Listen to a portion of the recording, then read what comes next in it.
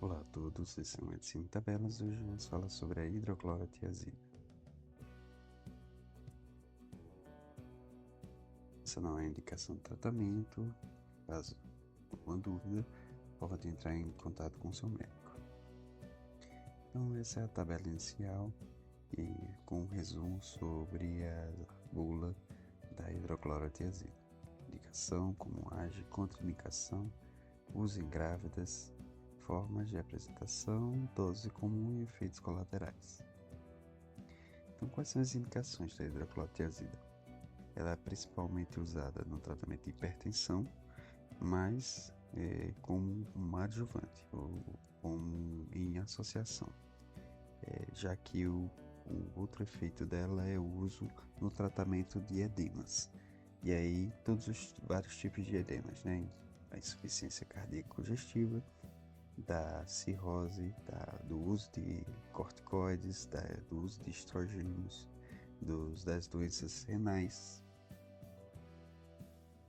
E como é que ela age? Ela afeta mecanismos de reabsorção do sódio e do cloreto no túbulo contorcido. O túbulo contorcido é uma parte do rim microscópica em que ocorre reabsorção de alguns sais. E a hidroclorotiazida age justamente nessa parte do néfron. Então, quais são as precauções para usar a hidroclorotiazida? As principais são a insuficiência renal, mas ela pode levar a um aumento da concentração de potássio e de creatinina. E é principalmente com pacientes que têm desequilíbrio hidroeletrolítico. Como a hidroclorotiazida ela age na reabsorção de alguns eletrólitos, pessoas que têm um desequilíbrio hidroeletrolítico têm um maior risco de descompensação usando esse diurético. E aí o que é que acontece? Você já tem um desequilíbrio hidroeletrolítico. Utilizando essa medicação, você pode ter alta ou baixa de alguns eletrólitos no sangue. E aí descompensar outros sistemas orgânicos. E não pode usar pacientes com hipersensibilidade, né, aos componentes da fórmula, e pacientes em anúria, já que, primeiro, nós não teremos um efeito desejado, e em geral os pacientes em anúria também têm distúrbio hidroeletrolítico, então, por dois motivos. Primeiro que o efeito não será muito bom, né, não será o efeito desejado, já que em pacientes em anúria, você não tem uma boa excreção renal. E os riscos serão mais altos, porque esses pacientes em geral também têm distúrbio hidroeletrolítico. Gestantes e lactantes. Ele é categoria B na gestação, então tem que pesar o risco e benefício do uso na gestação, e ela é excretada pelo leite humano. Então deve ser usado de forma criteriosa em pacientes que estão lactantes. Quais as posologias habituais? Então, nós temos as formas de apresentação de 25 e 50 mg, e a dose padrão também fica entre 25 e 50 mg. É comum as pessoas terem a dose inicial maior da hidroclorotiazida. São pacientes, por exemplo, que estão com edemas muito intensos, e aí o médico pode iniciar com uma dose maior e ir diminuindo à medida que o edema vai se resolvendo. E em pacientes com hipertensão, em que a hidroclorotiazida está sendo usada em associação com outros antihipertensivos, aí a dose em geral é mais baixa.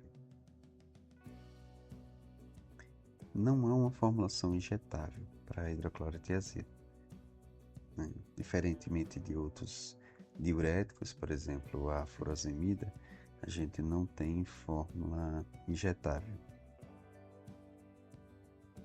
E as reações mais comuns são a dor no abdômen superior, vertigem e hipotensão hidrostática, muito associada também a distúrbios de eletrólitos.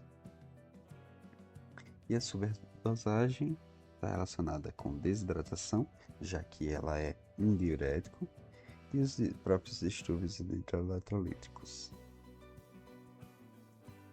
Então vamos lá para o resumo. Indicação: hipertensão e edemas. Como age? Ela inibe a reabsorção de sódio e clorídeos no tubo contorcido proximal. Ela também inibe a anidrase carbônica e tem um leve efeito antihipertensivo. Então, por isso que na hipertensão, geralmente ela é usada em associação. Então, é comum, se você, por exemplo, está fazendo uso está com pressão alta, tratando o paciente que tem hipertensão, em geral você inicia com a losartana, com o enalapril, com outros antihipertensivos, e depois é que associa a hidrocloro de azida, e não o contrário. É incomum você estar com uma pessoa que está em imunoterapia, ou seja, só usando uma medicação, e iniciar justamente pela hidroclorotiazida. A contraindicação são os pacientes anúricos. Quem pode usar? Grávida pode usar, então ela é categoria B, então tem que pesar risco-benefício. Os comprimidos são de 50 e 25 mg. A dose injetável não existe. A dose comum de manutenção é de 25 a 50 mg, mas a dose inicial pode ser maior, dependendo do grau dos edemas. E os efeitos colaterais principais são dor no abdômen superior. Bom, era isso. Obrigado a todos. Tudo de bom.